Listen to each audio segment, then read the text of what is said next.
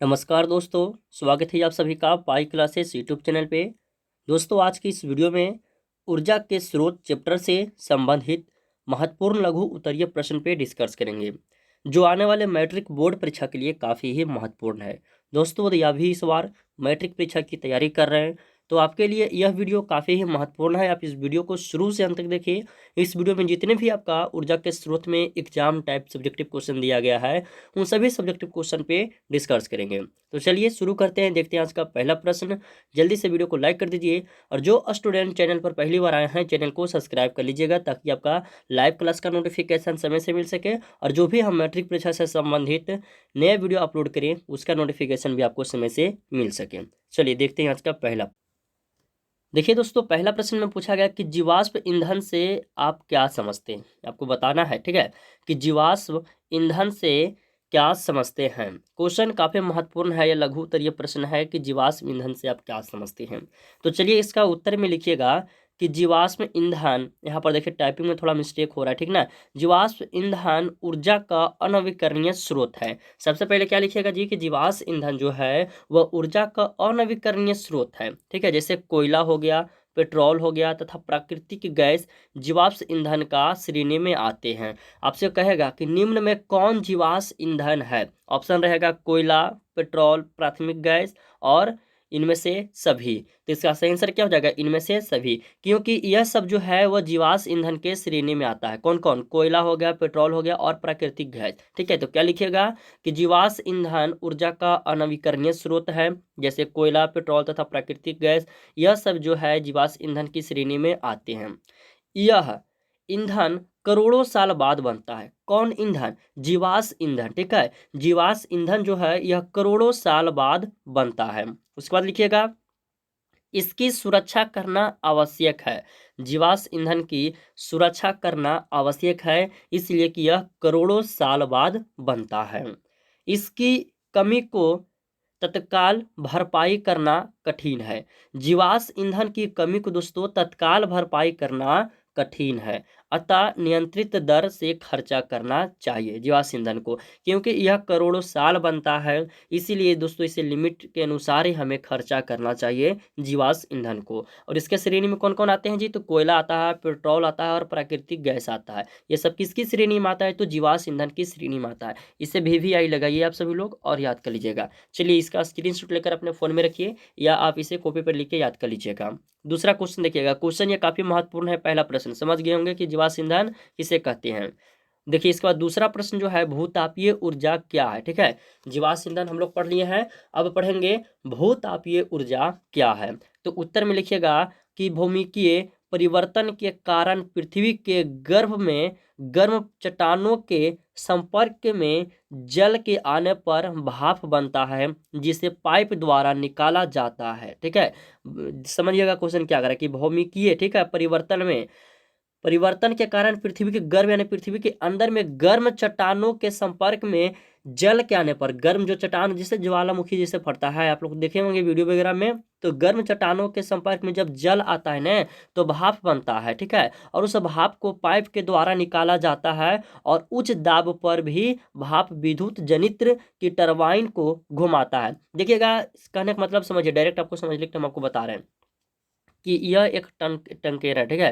टंकी समझिए एक है लोहा का, इसमें पानी है, पानी को हम गर्म कर रहे हैं, नीचे से आग लगा रहे हैं, तो ऊपर से जो भाप आएगा हम उसको एक पैप के द्वारा लेकर के आएंगे और यहाँ पे टरबाइन लगा हुआ है, ठीक है। यहाँ पे टरबाइन लगा हुआ है, यहाँ से डायनमो में जोड़ा गया है, तो टरबाइन पर छोड़ेंगे तो ये टरबाइन घूमेगा, जिससे डायनमो भी घूमेगा। तो डायनमो क्या करता है, यांत्रिक ऊर्जा को विद्युत ऊर्जा में परिवर्तित करता है। तो बस यही आपसे इसमें समझाया गया है, ठीक है, भूतापीय ऊर्जा क्या है। उसके बाद चलिए इसको पहले पूरा पूरा पढ़ लेते हैं, उसके बाद विद्युत जनित्र की टरबाइन को घुमाता है तथा विद्युत ऊर्जा की प्राप्ति होती है, देखिए है ना। जिससे हम आपको बताए थे कि भाप निकल रहा है और टरबाइन पे जा रहा है, टरबाइन घूम रहा है, यहाँ से डायनमो भी घूम रहा है और डायनमो क्या करता है, तो यांत्रिक ऊर्जा को विद्युत ऊर्जा में परिवर्तित करता है। तो इसमें कह रहा है कि भूतापीय ऊर्जा से आपसे पूछा गया, ठीक है, यानी कि भूमि के अंदर जो भी गर्म चट्टान है वो जल के संपर्क में आएगा तो भाप उत्पन्न करेगा, और उस भाप को पाइप के द्वारा निकाल करके हम विद्युत जनित्र के टरबाइन पर देंगे, तो टरबाइन घूमेगा तो वहां से विद्युत ऊर्जा उत्पन्न होगा, ठीक है। यही आपसे इसमें पूछा गया है, बताया गया है। ठीक है, तो ये क्वेश्चन भी काफ़ी महत्वपूर्ण है, याद रखिएगा, स्क्रीनशॉट ले लीजिए, अपने फ़ोन में रख लीजिएगा। काफ़ी महत्वपूर्ण प्रश्न ये है। सभी का पीडीएफ भी हम आपको देंगे, वीडियो के लास्ट में बने रहिएगा, बता देंगे आपको पीडीएफ कहाँ मिलेगा। चलिए तीसरा प्रश्न देखिएगा। तीसरा प्रश्न है कि ऐसे दो ऊर्जा स्रोतों के नाम लिखिए जिन्हें आप समाप्त मानते हैं, अपने चयन के लिए तर्क कीजिए। कह रहा है कि ऐसे दो ऊर्जा के नाम आपको बताना है जिन्हें हम लोग समाप्त मानते हैं, यानी कि समाप्त होने वाले हैं। ठीक है, उसके बारे में थोड़ा बताना है। तो उत्तर में लिखिएगा दो स्रोत निम्नांकित यानी कि निम्नलिखित है। ठीक है, वो कौन कौन है? तो कोयला हो गया और पेट्रोलियम तथा प्राकृतिक गैस हो गया। ठीक है, यह दोनों जो स्रोत है जो समाप्त के कगार पर है, और इसी के बारे में हमें थोड़ा बताना है। चलिए, तो कोयला हो गया और पेट्रोलियम तथा प्राकृतिक गैस हो गया। ठीक है, ये दोनों लिखने के बाद लिखिएगा कि इन दोनों स्रोतों की सीमित मात्रा है। क्योंकि कोयला और पेट्रोल तथा प्राकृतिक गैस की सीमित मात्रा है, इसका कोई अनलिमिटेड मात्रा नहीं है कि ये जब तक धरती रहेगा जब तक इसका कितनों भी यूज कीजिए खपत होने वाला नहीं। जैसे सूर्य, ठीक है, उसकी जो प्रकाश हमें मिलती है वो अनलिमिटेड है, उसका ऐसा थोड़ी ना लिमिट लगा गया है कि बस 1 महीना और बच रहा है, 1 महीने के बाद सूर्य से प्रकाश नहीं आएगा। तो नहीं, ये सब लिमिट वगैरह नहीं है। लेकिन कोयला का जो खदान है वो अनलिमिटेड नहीं है, कब खत्म हो जाएगा दोस्तों, या इसकी इसकी जो खदान है, इसकी जो गोदाम है ना, वो धीरे धीरे खपत होने की कगार पे आ रहा है। तो लिखिएगा इन दोनों स्रोत की सीमित मात्रा है। ठीक है, इन ईंधनों का खपत दर जिस रूप से हो रहा है, यह दोनों स्रोत शीघ्र समाप्त हो जाएगी। बहुत तेजी रूप से एकदम दोनों का खपत हो रहा है जी, कोयला और पेट्रोलियम का। ठीक है, इसकी जो खपत है वो बहुत तेजी रूप से हो रहा है। तो इन दोनों की स्रोत शीघ्र ही समाप्त हो जाएगी, क्योंकि इनकी उत्पत्ति होने में लाखों वर्ष लगता है, लाखों करोड़ों वर्ष लगता है कोयला वगैरह पेट्रोलियम वगैरह ये सब का उत्पत्ति होने में। ठीक है, बस यही इतना आपको लिख देना है। 2 नंबर का प्रश्न है, आपका 2 नंबर मिल जाएगा। ठीक है, क्वेश्चन एक बार फिर से देख लीजिए। ऐसे दो ऊर्जा स्रोत के नाम लिखना है जो समाप्त होने के कगार पे है। तो वो कौन कौन है? तो कोयला और पेट्रोलियम तथा प्राकृतिक गैस। ठीक है, ये दोनों के बारे में इतना लिख दीजिएगा। क्वेश्चन काफी महत्वपूर्ण है, याद रखिएगा। चौथा प्रश्न देखिएगा। चौथा प्रश्न में क्या कह रहा है कि ईंधन के रूप में लकड़ी का उपयोग उचित क्यों नहीं है, जबकि जंगलों की पुनःपूर्ति हो सकती है। देखिए, हाँ सही बात है। कह रहा है कि ईंधन के रूप में हम लकड़ी का क्यों नहीं उपयोग करेंगे, क्योंकि जंगल को जो थी उत्पन्न होने में आपका ज़्यादा समय नहीं लगता है, जंगल वगैरह का। जैसे कि हम आज पौधा लगाए हैं तो कुछ अभी का जमाना में से पौधा की 5 साल में तैयार हो जाएगा, 10 साल में तैयार हो जाएगा। ठीक है, और कोयला वगैरह पेट्रोलियम वगैरह का कितना लाखों करोड़ों साल लगेगा, है कि नहीं। तो यही कह रहा है कि ईंधन के रूप में लकड़ी का उपयोग क्यों नहीं करते हैं हम लोग, हैं क्योंकि जंगल वगैरह का जो है उत्पत्ति वह पूर्ण तुरंत हो जाती है। तो इसमें क्या लिखिएगा उत्तर में? चलिए देखिए, ध्यान दीजिएगा। तो उत्तर में लिखिएगा कि वृक्षों को काटकर प्राप्त लकड़ी ऊर्जा एक नवीकरणीय स्रोत है। देखो, वृक्षों को काटकर, पेड़ पौधों के काटकर जो प्राप्त लकड़ी जो ऊर्जा का एक नवीकरणीय स्रोत है, किंतु कोई वृक्ष परिपक्व होने में 15 वर्ष से अधिक समय लेता है। देखिए, कोई भी वृक्ष अच्छी तरह से तैयार होने में वह 15 वर्ष का समय लेता है। ठीक है, कितना? 15 वर्ष का समय लेता है। इस प्रकार लकड़ी के समान ऊर्जा स्रोतों की पुनः प्राप्ति में बहुत समय लगता है। ठीक कह रहा है, यही सही बात बोल रहा है कि इस प्रकार लकड़ी के समान ऊर्जा स्रोतों की पुनः प्राप्ति में बहुत समय लगेगा। 15 वर्ष भी बहुत समय होता है जी। ठीक है, बहुत समय लगता है। बड़ी संख्या में वृक्षों को काटने से जंगल नष्ट हो रहे हैं। ठीक है, देखिए सही कह रहा है।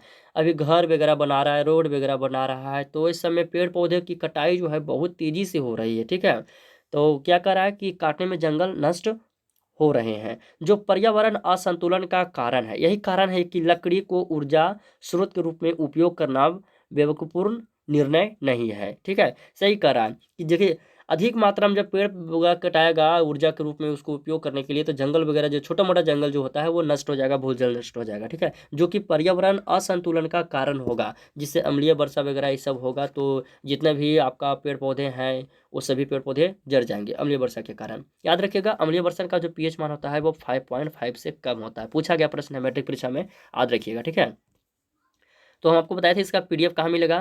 तो वीडियो के डिस्क्रिप्शन में लिंक आपका दिया गया है, जाकर पीडीएफ डाउनलोड कर लीजिएगा। इसमें टोटल दोस्तों आपका 12-15 क्वेश्चन शायद है। ठीक है, तो 12-15 क्वेश्चन तो हम इस वीडियो में नहीं बताएंगे, वीडियो काफी लंबा हो जाएगा। 5 क्वेश्चन पे ही डिस्कस करेंगे। आप सभी लोग जाकर पीडीएफ डाउनलोड कर लीजिएगा, या फिर आप मोबाइल एप्लीकेशन में जाकर भी पढ़ सकते हैं। Pi classes mobile application, play store में सर्च कीजिएगा पाई क्लासेस। ठीक है, सबसे पहले जो आएगा एप्लीकेशन उस एप्लीकेशन को डाउनलोड कर लीजिएगा, और उसके बाद भी एक एप्लीकेशन आएगा, आप उसे भी डाउनलोड कर सकते हैं। उसमें भी आपका chapter by chapter objective question मिल जाएगा।